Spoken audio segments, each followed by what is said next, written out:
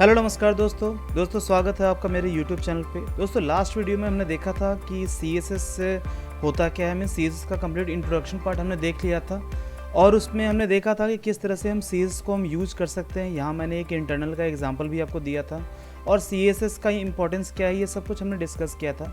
आज के वीडियो में दोस्तों हम डिस्कस करने वाले हैं CSS का एक बहुत ही इंपॉर्टेंट टॉपिक, जो कि हमें लगता है कि इंपॉर्टेंट नहीं है, लेकिन ये सबसे ज़्यादा इंपॉर्टेंट टॉपिक है CSS का। अगर आप डिज़ाइनिंग देना चाह रहे हो अपने वेबसाइट में तो CSS में ये टॉपिक सबसे ज़्यादा इंपॉर्टेंट है। जी हाँ दोस्तों, हम लोग आज बात करने वाले हैं CSS सेलेक्टर्स के बारे में। तो CSS सेलेक्टर्स होता क्या है कि अगर आप कोई भी HTML का कंटेंट लिख रहे हो, आप क्या करते हो, like you use like H1 tag और P टैग या कुछ भी आप यूज़ करते हो, आप क्लास यूज़ करते हो, ID यूज़ करते हो। तो हमारा मेन टारगेट होता है कि इसको टारगेट करना। इसको हम टारगेट करते हैं और उसके बाद फिर हम अपने डिज़ाइनिंग देते हैं कि भाई आपको फॉन्ट चेंज करना है, कलर चेंज करना है या जो भी चीज़ें आपको चेंज करनी है, आप उसके अकॉर्डिंग प्रोवाइड करते हो। तो बात करते हैं कि हम CSS के थ्रू हम HTML के एलिमेंट को हम कितने तरीके से सेलेक्ट कर सकते हैं। तो इसी को हम लोग बोलते हैं CSS सेलेक्टर्स, कि HTML कंटेंट को आप कितने तरीके से आप इसको पिक कर सकते हो या कौन कौन से अलग अलग मेथड्स है, ये हमें समझना है। तो टोटल 5 तरीके हैं। पहला होता है सिंपल सेलेक्टर, दूसरा है कॉम्बिनेटर सेलेक्टर। तो सिंपल सेलेक्टर में होता है कि हम क्या करते हैं कि HTML के एलिमेंट के नेम से या उसकी ID या उसके क्लास के नेम से हम उसको डायरेक्टली पिक करते हैं। दूसरा है आपका कॉम्बिनेटर सेलेक्टर, जिसमें हम क्या करते हैं, हम कुछ रिलेशंस फाइंड आउट करते हैं, कुछ कॉम्बिनेशंस बनाते हैं, उस कॉम्बिनेशंस के अकॉर्डिंग क्या करते हैं, हम पर्टिकुलर एलिमेंट को हम टारगेट करते हैं।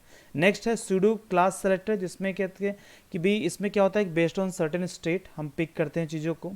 नेक्स्ट होता है आपका सूडो एलिमेंट सेलेक्टर, इसमें हम एक पर्टिकुलर पार्ट के एक पर्टिकुलर एलिमेंट को हम कैसे टारगेट करेंगे। जैसे कोई भी एक पर्टिकुलर पार्ट हो गया, उसमें एक पर्टिकुलर एलिमेंट अगर कहीं रखा हुआ है तो इस एलिमेंट को हम कैसे टारगेट करेंगे और इसमें हम कैसे अपने CSS हम देंगे वो हम सीखेंगे।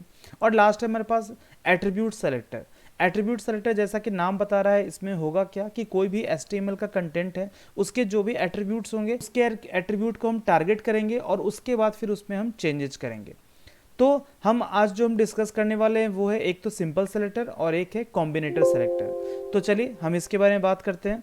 मैं सबसे पहले आता हूँ अपने VS कोड में और उसके बाद फिर मैं ओपन करता हूँ, मैं एक सेलेक्टर्स नाम का selectors.html नाम की एक फ़ाइल बना लेता हूँ और यहाँ पे मैं क्या करता हूँ, अपने बॉयलर प्लेट को फटाफट बुलाता हूँ और यहाँ पे टाइटल देता हूँ कि भाई I am going to use CSS selectors. और यहाँ पे मैं क्या करूँगा, मैं कुछ अलग अलग ले लेता हूँ, लाइक एक मैं P टैग ले लेता हूँ या मैं H2 टैग से, हेडिंग टैग से स्टार्ट करता हूँ। मैं यहाँ पे देता हूँ CSS सेलेक्टर्स में कोई भी एक डमी में एक टेक्स्ट यहाँ पे ले लूँगा। फिर यहाँ पे एक P टैग लेता हूँ जिसमें मैं एक डमी पैराग्राफ ले लेता हूँ और इसके बाद फिर मैं क्या करता हूँ, एक div टैग ले लेता हूँ जिसकी मैं क्या करता हूँ, एक क्लास देता हूँ।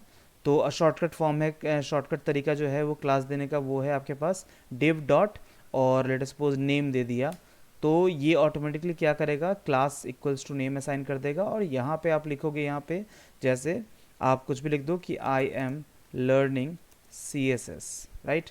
तो एक तो क्लास के थ्रू हमने किया, एक हम ID भी हम कर सकते हैं। तो ID के लिए आपको लिखना होगा ID इक्वल्स टू, आप कुछ भी लिख दो, लाइक माई CSS मैंने लिख दिया है ना। और यहाँ पे मैं क्या करता हूँ, मैं यहाँ पे कुछ भी मैं लिख सकता हूँ। I can write like let suppose मैं एक डमी पैराग्राफ ना देके कि हेलो हाउ आर यू। तो अभी मैं अगर इसको रन करूँगा तो अभी इसमें आप देखोगे कि कोई भी इसमें चीज़ें, अभी कोई भी CSS इसमें नहीं लगा हुआ है और ये बहुत ही सिंपल सा एक HTML का आपको एक लाइक कंटेंट आपको दिख जाएगा। हेडिंग है, पैराग्राफ है और ये एक डिव है और ये भी एक डिव है आपके पास। तो अब हम बात करने वाले हैं इसमें, सबसे पहला जो हमारा सेलेक्टर था वो है हमारे पास सिंपल सेलेक्टर। तो सिंपल सेलेक्टर में होता क्या है, आपको क्या क्या चीज़ें आपको ध्यान रखनी है। तो इसके लिए क्या है कि हम W3 स्कूल को हम रेफ़र करेंगे। सबसे पहले हम एक किसी भी एलिमेंट को हम सेलेक्ट करना हम सीखते हैं, CSS एलिमेंट सेलेक्टर्स। तो एलिमेंट सेलेक्टर का मतलब क्या हुआ कि आप चाहो तो किसी एलिमेंट को आप बहुत ही आसानी से टारगेट कर सकते हो। जैसे मान लो कि आप H2 को टारगेट कर रहे हो, H2 एक एलिमेंट है, H2 को आपने टारगेट किया। ये सारे जो एलिमेंट का मतलब हो गया कि जितने भी टैग्स हैं HTML के उसको आप एक एलिमेंट आप काइंड ऑफ आप यहाँ पे कह रहे हो। तो H2 आपने लिखा, फिर कर्ली ब्रेसेस ओपन क्लोज और आपने क्या किया, यहाँ पे बैकग्राउंड कलर दे दिया, आपने येलो दे दिया लेट सपोज, ओके। तो अब अगर आप आउटपुट देखोगे, then in the output you will find कि आपको ये क्या हो जाएगा, इसका बैकग्राउंड आपके पास येलो आ जाएगा। अब नेक्स्ट हम बात करते हैं, ये तो एलिमेंट सेलेक्टर हुआ, मीन्स किसी भी एलिमेंट का नाम दे दो और उसमें आपको जो भी प्रॉपर्टी आपको लिखना है आप वो प्रॉपर्टी आप दे सकते हो। तो एक तो एलिमेंट के थ्रू आप सेलेक्ट करते हो। दूसरा तरीका क्या है हमारे पास, दूसरा मेथड हमारे पास आता है कि आईडी सेलेक्टर, और एक आता है हमारे पास क्लास सेलेक्टर। तो जैसा कि नाम है कि हम क्लास और आईडी को हम सेलेक्ट करेंगे और उसमें हम अपने स्टाइलिंग को हम प्रोवाइड करेंगे। तो जैसे यहाँ पे एक क्लास है, तो क्लास को दोस्तों हम डिनोट करते हैं डॉट से, ये आपको ध्यान रखना है। तो डॉट नेम, क्लास का जब भी आप टारगेट करोगे CSS में, तो डॉट नेम आप यूज़ करोगे और यहाँ पे आप दे दोगे, लेट सपोज आपने दे दिया कलर, आपने टेक्स्ट का कलर आपको चेंज करना है, तो आपने दे दिया यहाँ पे रेड, आपने यहाँ पे कलर आपने चेंज कर दिया और यहाँ आप देखोगे आउटपुट में, तो ये आपको टेक्स्ट का कलर यहाँ पे रेड आपको दिख जाएगा। तो आपने क्लास के थ्रू भी इसको सेलेक्ट कर लिया। अब हम बात करते हैं आईडी की। तो आईडी में करना क्या है आपको, देखो क्लास के लिए तो डॉट होता है और आईडी के लिए क्या होता है, आईडी के लिए हम यूज़ करते हैं हैशटैग। ओके, तो हैशटैग और उसके बाद हम इसमें लिखेंगे माई CSS और इसमें आप कर्ली ब्रेसेस ओपन क्लोज और जो भी प्रॉपर्टी आप देना चाहो। लेट सपोज मैं फिर से बैकग्राउंड कलर ही दे देता हूँ और यहाँ पे मैं दे देता हूँ एक्वा देता हूँ लेट सपोज। तो आप यहाँ पे देखोगे कि ये जो है ये पर्टिकुलर आईडी जो असाइन थी ये हो गई एक्वा कलर की, राइट। तो ये तीनों चीज़ हो गई, ये तो एलिमेंट सेलेक्टर हो गया, ये आपके पास क्लास सेलेक्टर हो गया और ये आईडी सेलेक्टर हो गया। तो ये तीनों चीज़ आपको समझ में आ गई होगी। आगे हम बात करते हैं इसमें और आपके पास क्या होता है। आप इसमें एक यहाँ पे एक और लाइक यहाँ पे बता रखा है इसने कि आप मल्टीपल क्लास को भी आप प्रॉपर्टी सेम प्रॉपर्टी आप दे सकते हो। कहने का मतलब क्या है कि आप मल्टीपल, आप जैसे यहाँ पे एक काम करो, जैसे मैंने क्या किया, मैंने एक और क्लास बनाया है ना, मैंने एक और क्लास दिया। तो जैसे मैं क्या करता हूँ, एक और डिव टैग ले लेता हूँ या कुछ भी आप ले सकते हो, ऐसा नहीं कि भाई आप डिव टैग ही लोगे उसमें क्लास दोगे। मैंने H4 दिया और यहाँ पे क्या दे दिया, एक क्लास असाइन किया इसकी। क्लास में कुछ भी कर दूँ लाइक माइन कर देता हूँ, माइन कर दिया या डेमो कर दिया बेसिकली, है ना, डेमो के नाम से कर दिया कि भाई, और उसके लिख दिया हेलो वर्ल्ड। और यहाँ पे मैं क्या करता हूँ, अब मैं अगर डेमो को अगर मैं स्टाइलिंग देना चाह रहा हूँ तो आपको पता है क्लास मतलब डॉट से यूज़ होगा और डॉट में लिखूँगा डेमो और उसके बाद फिर यहाँ पे आई थिंक ऊपर नीचे हो गया थोड़ा सा, मैं इसको कट कर लेता हूँ, यहाँ लिख देता हूँ।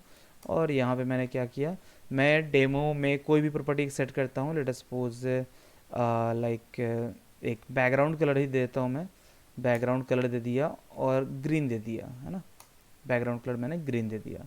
तो अभी आपको एक चीज़ आपको यहाँ देखने को जो मिलेगा वो यहाँ पे ये है कि आपने क्या किया कि एक और क्लास बनाया और उसको बैकग्राउंड कलर आपने ग्रीन दे दिया। तो यहाँ तक कुछ नई बात तो नहीं है। नई बात क्या होगी, जैसे अभी एक चीज़ देखो, आपने डेमो जो दिया, डेमो की प्रॉपर्टी क्या है कि वो बैकग्राउंड कलर कर देगा ग्रीन, और यहाँ पे जो डॉट नेम है उसकी प्रॉपर्टी क्या है कि ये जो है ये टेक्स्ट को कर देगा रेड, ठीक है। तो अब मैं कोई ऐसा एलिमेंट ले सकता हूँ क्या जिसमें दोनों क्लास की प्रॉपर्टी हो, मैं दोनों क्लास की प्रॉपर्टी एक साथ में देना चाहूँ तो बिल्कुल ऐसा आप कर सकते हो। आप क्या करो, जैसे आई एम लर्निंग CSS, आप क्या करो, आपको डेमो की प्रॉपर्टी यहाँ चाहिए, तो आपने क्या किया, सेम क्लास का नेम स्पेस देके आपने यहाँ पे यूज़ कर लिया। तो जब आप इसको देखोगे तो यहाँ देखो ये टेक्स्ट कलर तो रेड था ही और साथ में बैकग्राउंड कलर भी क्या हो गया इसका, ग्रीन हो गया। तो ये मैंने आपको बस इतना बताया कि दो क्लास के नेम आप यहाँ पे अगर पुट करते हो तो ये दोनों की प्रॉपर्टी इसमें आ जाएगी और दो क्लास का नेम देने के लिए आपको बीच में बस एक स्पेस पुट करना होगा एंड डेट्स इट, उसके अलावा इसमें कुछ भी नहीं है। तो ये आपके पास हो गया। अब हम आगे चलते हैं इसमें, नेक्स्ट आपके पास है यूनिवर्सल सेलेक्टर। तो यूनिवर्सल सेलेक्टर का मतलब यहाँ पे बेसिकली ये होता है, ये नाम ही है यूनिवर्सल सेलेक्टर, मतलब आप सबको एक साथ सेलेक्ट करने वाले हो। तो इसका मैं बहुत ही अच्छा एक एग्जांपल दूंगा। जैसे मैं क्या करता हूँ, मैं यहाँ पे यूनिवर्सल सेलेक्टर के लिए हम स्टार बेसिकली हम यहाँ पे यूज़ करते हैं, राइट। स्टार आप यूज़ करोगे और यहाँ पे कर्ली ब्रेसेस ओपन क्लोज, और मैं यहाँ पे कहता हूँ बैकग्राउंड कलर मैंने दे दिया एंटीक्यू वाइट, है ना, एक एंटीक्यू वाइट हमने एक बैकग्राउंड कलर दिया।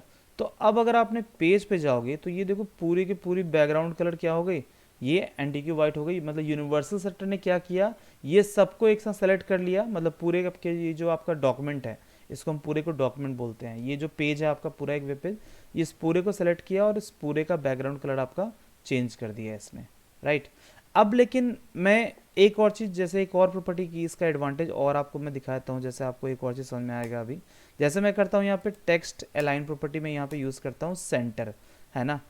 तो यहाँ पे सेंटर में अगर करता हूँ तो अभी देखो ये पूरा का पूरा टेक्स्ट, मतलब इस पेज के सारा कंटेंट क्या होगा, आपका सेंटर में अलाइन हो जाएगा, राइट। तो पूरे पेज पे आपको इस तरह से कोई प्रॉपर्टी देनी है तो आप इसका यूज़ आप कर सकते हो। इसका आगे चल के हर प्रोजेक्ट में यूनिवर्सल सेलेक्टर या इनफैक्ट अभी जितने सेलेक्टर्स बताएं आपको सबका यूज़ होने वाला है आपके। आगे हम बात करते हैं नेक्स्ट वीडियोस में, मैं आपको आगे के सेलेक्टर्स बताऊंगा, बट इन द लास्ट जब मेरा HTML और CSS का वीडियो कंप्लीट हो जाएगा तो मैं इस पर प्रोजेक्ट भी आपको बना के दिखाऊंगा जिसमें मैं सारे प्रॉपर्टीज़ को एक साथ यूज़ करूंगा। बात करते हैं CSS ग्रुपिंग सेलेक्टर की। तो ग्रुपिंग सेलेक्टर क्या है भाई? ग्रुपिंग सेलेक्टर जैसा कि नाम बता रहा है ग्रुपिंग, मतलब दो चीज़ों को आप एक साथ ग्रुप कर रहे हो। अब इसका एग्जाम्पल जो होगा मैं आपको कुछ ऐसा देता हूँ। लेट सपोज मैं ऐसा करता हूँ कि भाई S3 टैग हो गया एक, राइट, एक S3 टैग हो गया और मैं लिखता हूँ कि भाई माई ग्रुप 1, है ना। और यहाँ पे मैंने कर दिया एक, मैंने H6 टैग किया और माई ग्रुप 2। आप ये चाह रहे हो डैट यहाँ पे ये जो S3 S6 है या ये जो P है, इन सब का फॉन्ट कलर ना एक ही हो, एक मतलब एक आपके पास मान लो रेडी हो, है ना, या मान लो येलो कर दूँ, कुछ भी एक कलर में चेंज कर दूँ। तो भाई एक तो ये तरीका आप सबको अलग अलग लिखो कि भाई P का पहले सेट करो, फिर आप H3 का सेट करो, फिर उसके बाद फिर आप क्या करोगे, फिर S6 का फिर सेट करो, है ना। ये तीनों आप अलग अलग करो।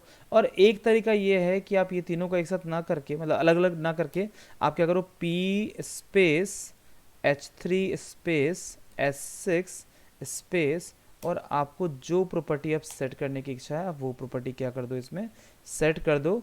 मैं ब्लू कर देता हूँ बेसिकली इसका बैकग्राउंड कलर, तो ब्लू आई थिंक नहीं होगा किसी का, बट फिर मैं इस तरह का कुछ कलर देता हूँ, ठीक है। एक मेरा बहुत ही फेवरेट कलर है, मैं उसको यूज़ करता हूँ, वो है डॉजर ब्लू, है ना, इसे मैं यूज़ करता हूँ।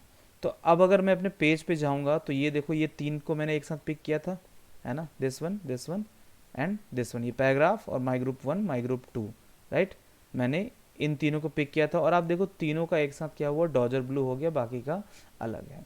तो बेसिकली इसे हम क्या बोलते हैं, ग्रुपिंग सेलेक्टर। मतलब इसका हम यूज़ वहाँ करेंगे जब मल्टीपल एलिमेंट्स को क्या है आपके पास से आपको अलग अलग प्रॉपर्टी, मतलब अलग अलग ना सेट करके एक ही साथ आपको देना है, तो हम क्या करेंगे वहाँ पे इसको हम यूज़ कर लेंगे। सेम प्रॉपर्टी मल्टीपल एलिमेंट्स को देने के लिए इसको हम यूज़ करते हैं ग्रुपिंग सेलेक्टर को। ओके, तो ये मैंने आपको बताया अभी डैट की CSS में सिंपल सेलेक्टर्स आपके पास क्या क्या होते हैं वो हमने डिस्कस किया। अब हमारा जो नेक्स्ट रहेगा वो है कॉम्बिनेटर सेलेक्टर। तो कॉम्बिनेटर सेलेक्टर हम कैसे यूज़ करते हैं ये मैं आपको नेक्स्ट वीडियो में बताऊंगा, क्योंकि ये वीडियो फिर ज़्यादा लंबा चला जाएगा। Okay, thanks for watching this video. आपको कोई भी डाउट हो तो प्लीज़ आप कमेंट करना। Thank you.